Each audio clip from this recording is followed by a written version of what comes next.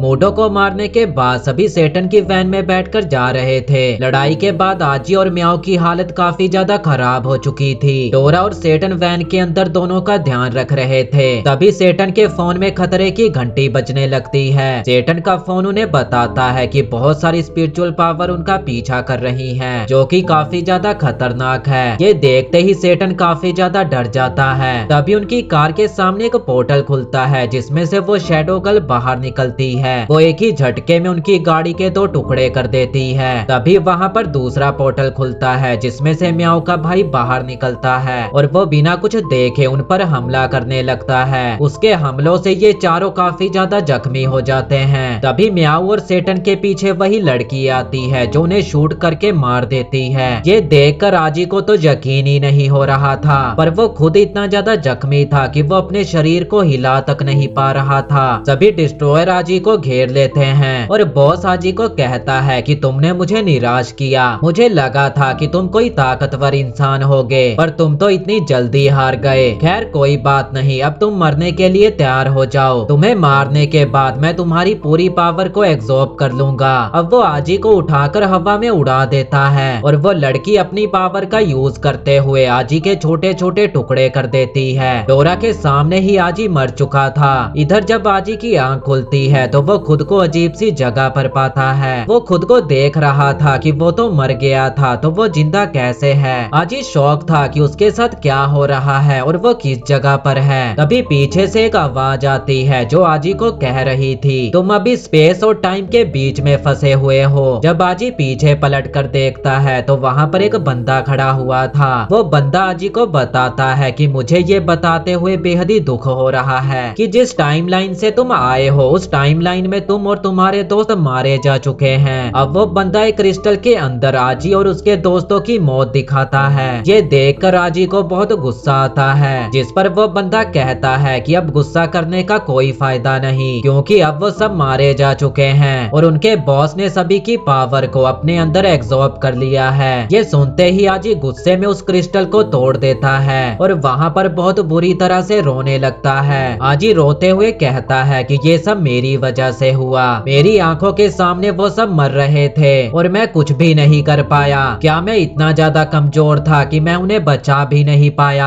आजी को रोता हुआ देखकर वो बंदा कहता है कि अगर मैं तुम्हारी लाइफ के 3 मिनट वापस दे दूं तो क्या तुम वो सब होने से रोक पाओगे। अब वो बंदा अपना मास्क हटाकर आजी के पास जाता है और आजी को कहता है कि आजी मुझे यकीन है तुम ये कर सकते हो, और जब ये सब खत्म होगा तो मैं तुम्हारा इंतजार डीमन फ्यूरेंस में कर रहा हूँगा। जब आजी उस बंदे का चेहरा देखता है तो उसकी आंखों में आंसू आ जाते हैं, क्योंकि ये बंदा कोई और नहीं बल्कि आजी का डैड था। तभी आजी की आंख खुलती है और वो देखता है कि वो समय में 3 मिनट पहले पहुंच चुका है। ये देखते ही आजी एकदम से उठकर बैठ जाता है और सभी को तैयार हो जाने को कहता है। तभी उनकी गाड़ी के सामने वो पोर्टल खुलता है, जिसमें से शैडो गर्ल बाहर निकलकर उनकी गाड़ी के 2 टुकड़े कर देती है। पर उस गाड़ी में कोई भी नहीं था। वहाँ पर एक डॉल थी जिसके ऊपर बॉम्ब लगा हुआ था, जो देखते ही वो समझ जाती है कि ये एक जाल था। तभी वो बॉम्ब ब्लास्ट कर जाता है। इधर ये सभी दूसरी कार में थे। वहीं सेटन अपने फोन से ये सब देख रहा था और वो बताता है कि उस ब्लास्ट में एक डिस्ट्रॉयर फंस चुका है। तभी डोरा कहती है कि ये सब आजी की वजह से हुआ।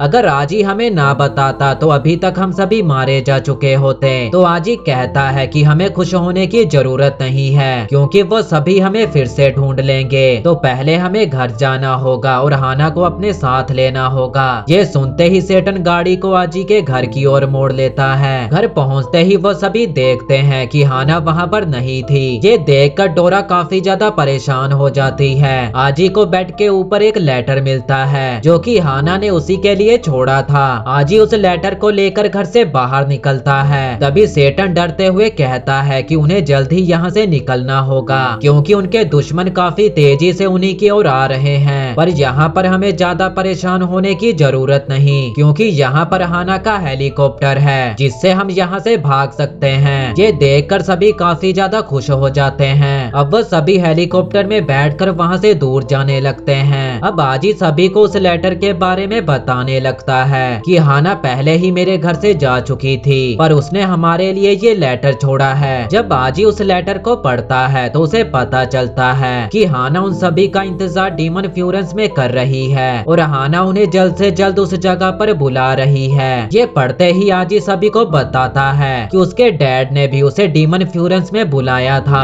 डीमन फ्यूरेंस का नाम सुनते ही सेटन काफी ज्यादा एक्साइटेड हो जाता है। तभी म्याओ कहती है कि ये नाम उसने कहीं तो सुना है। जब वो अपने भाई को हर जगह पर ढूंढ रही थी तो एक बंदे ने उसे डीमन फ्यूरेंस में जाने को कहा था। सेटन बताता है कि डीमन फ्यूरेंस समनर के लिए एक होली प्लेस है और लेजेंड के हिसाब से डीमन फ्यूरेंस समनर की एकेडमी है। इस एकेडमी के टेस्ट को पास करने के बाद कोई भी इंसान समनर बन सकता है और डीमन फ्यूरेंस से ही सभी डिस्ट्रॉयर और यहाँ तक कि हेलन भी ग्रेजुएट हुआ था। कुछ लोग कहते हैं कि वो समनर के लिए हेवन है और वहीं कुछ का मानना है कि वो एक हेल है और वहाँ पर जाकर हमें स्पिरिचुअल पावर मिल सकती है जिसके बाद हम दुनिया के सबसे पावरफुल इंसान बन सकते हैं। पर मुझे नहीं पता कि वो जगह कहाँ पर है और अगर मुझे उस जगह के बारे में पता होता तो मैं कभी भी इतना कमजोर ना होता। आज ही उस लेटर को देखकर बताता है कि हाना ने इसके ऊपर कुछ कोड लिखे हुए हैं और हो सकता है कि यही कोड उस जगह की लोकेशन है। सेटन उस कोड को अपने फोन में डालता है जिसके बाद उन्हें डीमन फ्यूरेंस की लोकेशन पता चल जाती है। सेटन बताता है कि डीमन फ्यूरेंस यहाँ से 7000 किलोमीटर दूर है और इस हेलीकॉप्टर से उन्हें उस जगह तक पहुँचने के लिए 7 घंटे लगेंगे। सभी उस जगह पर जाने के लिए तैयार हो जाते हैं क्योंकि उनके पास कोई और रास्ता तो था नहीं और अगर उन्होंने कुछ ना किया तो डिस्ट्रॉयर उन्हें मार देंगे। तभी डोरा कहती है कि हम उस जगह पर जरूर जाएंगे, क्या पता उस जगह पर जाने के बाद हम और भी ज्यादा ताकतवर बन जाएं और उस जगह पर हमें और भी साथी मिल सकते हैं जो हमारे मिशन को पूरा करने में हमारी मदद कर सकते हैं। सेटन हेलीकॉप्टर को डीमन फ्यूरेंस की ओर मोड़ देता है। सभी खाना खाकर वहीं पर आराम करने लगते हैं। कुछ ही देर बाद सेटन सभी को उठाकर बताता है कि अब वो सभी बस पहुंचने ही वाले हैं। वो सभी खिड़की से बाहर देखते हैं जहां बहुत तेज तूफान आया हुआ था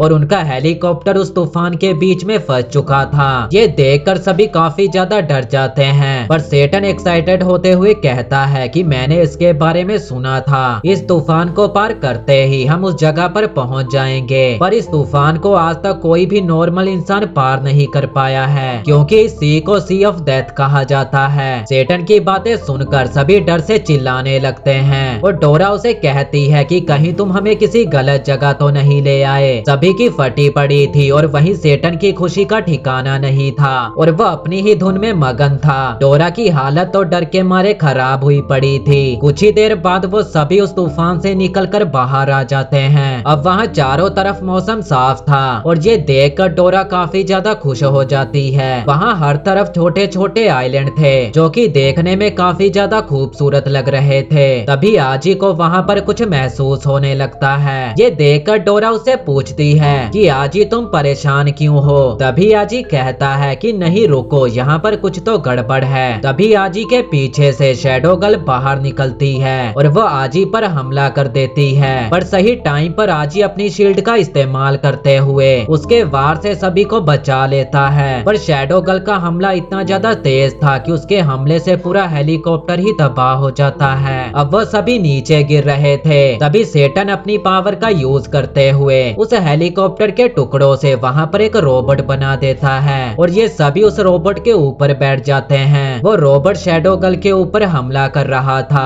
पर तभी वो एक पोर्टल के अंदर गायब हो जाती है। अब वहाँ पर दूसरी लड़की आती है जो अपनी गन से उन पर हमला करने लगती है और ये सभी भी उस लड़की पर हमला करने लगते हैं पर वो लड़की काफी ज्यादा तेज थी और वो उन सभी के अटैक को डॉज करते हुए उन पर लगातार हमला किए जा रही थी। उसके हमलों से वो रोबोट धीरे धीरे टूटने लगता है। तभी म्याओ का भाई भी वहाँ पहुँच जाता है। म्याओ के भाई को देखते ही आजी उस पर हमला कर देता है और वो अटैक सीधा उसके ऊपर जाकर लगता है। ये देखकर सभी काफी ज्यादा खुश हो जाते हैं पर म्याओ का भाई बहुत सारे क्रो में चेंज हो जाता है और लगातार उन पर अटैक करने लगता है। उसके अटैक से वो रोबोट पूरी तरह टूट जाता है और वो सभी क्रैश होकर एक आइलैंड पर जा गिरते हैं और अब सभी डिस्ट्रॉयर भी वहाँ पर पहुँच चुके थे। उन्हें देखते ही ये सभी काफी ज्यादा डर जाते हैं। वहीं आजी सोच रहा था कि अब हम भाग नहीं सकते तो अब हमें इनसे लड़ना ही होगा। इसके बाद वो सभी लड़ने के लिए तैयार हो जाते हैं। तभी वहाँ पर एक लड़की आती है जो उन सभी के ऊपर एक स्टिकर चिपका देती है और वो उन सभी को कहती है कि तुम लोग यहाँ के रूल को तोड़ रहे हो। मेरा नाम बोनी है और मैं तुम लोगों को आखिरी वार्निंग दे रही हूँ। तभी वो लड़की बोनी के ऊपर गन तान देती है और कहती है कि क्या तुम जानती हो कि हम कौन हैं? जिस पर बोनी कहती है कि क्या तुम जानती हो कि तुम लोग अभी किस जगह पर खड़े हो? ये जगह डीमन फ्यूरेंस है और यहीं पर ये एपिसोड खत्म हो जाता है।